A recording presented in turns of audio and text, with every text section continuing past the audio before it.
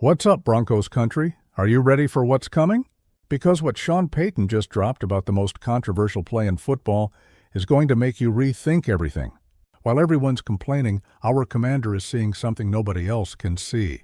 Stick with me until the end because what's coming against the Eagles could completely change the direction of our season. Sean Payton dropped a bomb that nobody expected.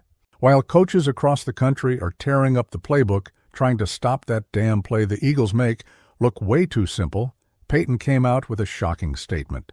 The man went straight and said the tush-push might be the safest play in football. That's right, Denver Broncos family. The play that causes the most controversy, that makes defensive coordinators lose sleep, that's even motivated ban proposals Sean Payton considers the safest of all. But hold on, there's way more to this whole thing. Payton isn't just any coach talking out of his mouth. The guy was a member of the league's competition committee for years. He was in there, in the meetings where rules are debated. So when he opens his mouth to talk about this, everyone needs to pay attention. The coach explained his reasoning in a way that makes you stop and think. He said if the league's powers don't want the play for aesthetic or competitive reasons, fine. If they find it hard to officiate, okay. But when they started pulling the health and safety argument into this discussion, that's when his radar went off. Payton made it clear that his BS detector started beeping loud when they started using the injury excuse to ban a play that, in his view, is exactly the opposite of that. It's like someone wanting to ban water because it causes drowning. And here's what's interesting. Broncos Country. The tush-push is nothing more than a modern version of the traditional quarterback sneak. That classic play that's existed forever. The difference is the Eagles took this old concept and turned it into a practically unstoppable weapon. The mechanics are relatively simple. The quarterback lines up behind center, gets the ball, and immediately the entire offensive line pushes forward like one unit. Two players literally push the quarterback from behind, creating a collective force that's very hard to stop in short distances, but not everyone thinks like Payton. The Packers went so far in their tantrum that they formally submitted a proposal asking for a complete ban of the tush-push. Imagine the scene. A historic franchise taking pen and paper, putting together an entire document, arguing why that play should be illegal. The proposal went to a vote among the owners. 22 franchises voted in favor of banning it. 22, family? But it wasn't enough. They needed 24 votes and fell 2 votes short.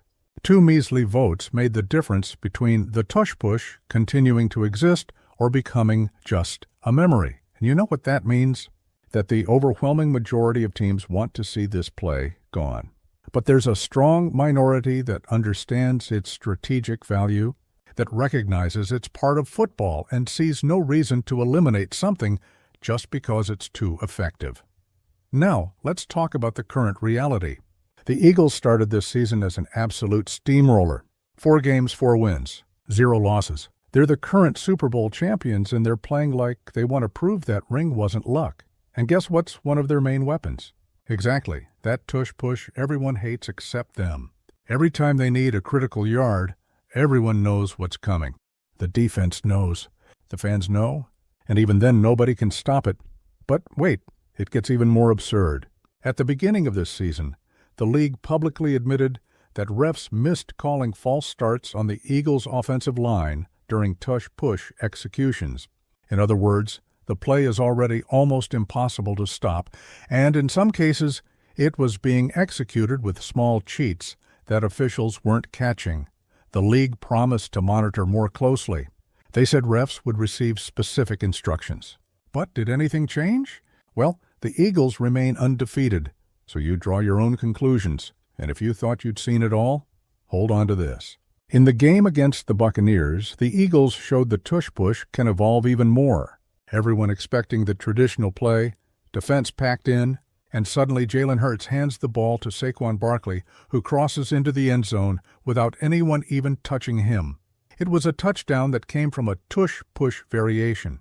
The Eagles took a problematic play and added a new layer of complexity.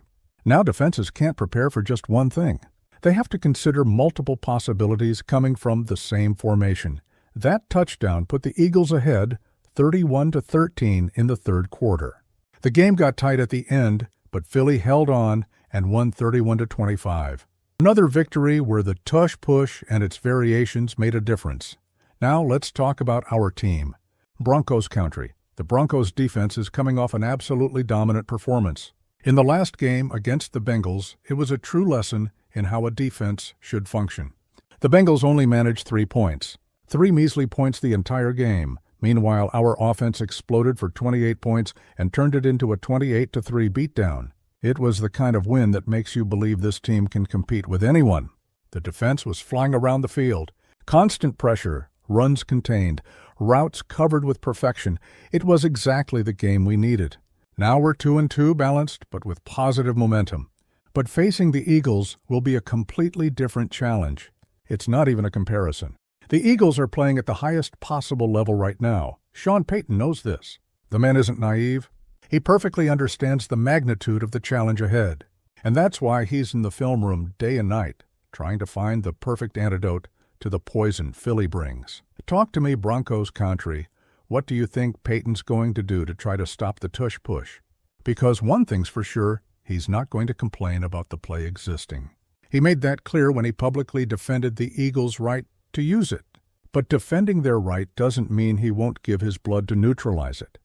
So, what's the strategy? Do you put extra weight in the middle of the line? Risk being exploited on the edges? Try to anticipate the snap and create penetration before the play develops? Use different schemes on each attempt to confuse the timing?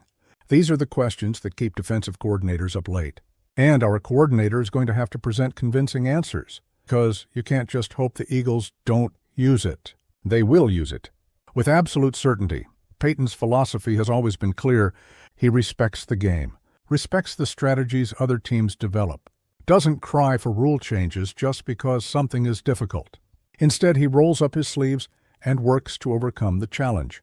Let me take a quick pause. If you're real Denver Broncos family and want to stay on top of everything, subscribe to the channel now. Hit that bell because every week there's new content about the Broncos. Deep analysis, hot news, everything you need. Getting back, we need to talk about the timing of this game. The Broncos are at a delicate moment. Started slow, caught rhythm, but now comes the trial by fire. Facing the undefeated champions is no joke. But if there's a time to prove you belong in the elite, it's by facing the elite. The Broncos aren't going to Philly just to participate. They're going to win. And to do that, they're going to need to execute an almost perfect plan. The defense is going to have to be in their best game of the season. Can't have silly mistakes. Can't have coverage breakdowns, because that's what the Eagles do best. They take third and short or fourth and short situations and turn them into automatic first downs. With the tush-push working so well, they can be aggressive on fourth down, knowing they have a reliable play to convert. This completely changes the dynamic. While other teams need to punt or try field goals, the Eagles can keep driving. They can keep the ball away from the opponent's offense. They can control the clock. They can wear down the defense with long drives, so the Broncos' defense's mission goes beyond stopping the tush-push. They need to make the Eagles face 2nd and 10, 3rd and long. Situations where the tush-push isn't an option. Where Philly needs to rely on Hurts's arm or Barkley's legs without that safety net. And the Broncos' offense also has a crucial role. It's no use the defense doing heroic work if the offense can't sustain drives and score points. Against a team like the Eagles, you're probably going to need at least 24 points to have a real chance. It's the kind of game that defines season's Denver Broncos family. Not necessarily because of the result, but because of what it reveals about the team's identity. You find out if you can compete with the best. You find out if your defensive scheme is sophisticated enough. You find out if your players have the necessary mindset. Sean Payton has proven many times he can design winning schemes against seemingly superior teams. He has a Super Bowl ring that proves it. But every season is different, and these Eagles represent a unique challenge. Think about the amount of talent Philly has.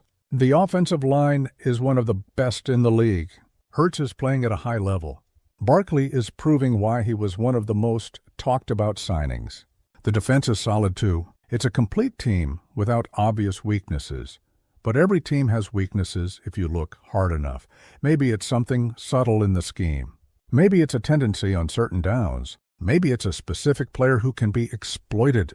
Payton will be looking for those small advantages because against elite teams, details make all the difference. And about the safety argument specifically, it's worth understanding why Payton thinks the tush-push is safe. The play happens at a very short distance. You don't have players running at maximum speed and colliding. You don't have blind hits. You don't have players jumping in an uncontrolled way. It's a play of pure strength where both sides know exactly what's going to happen.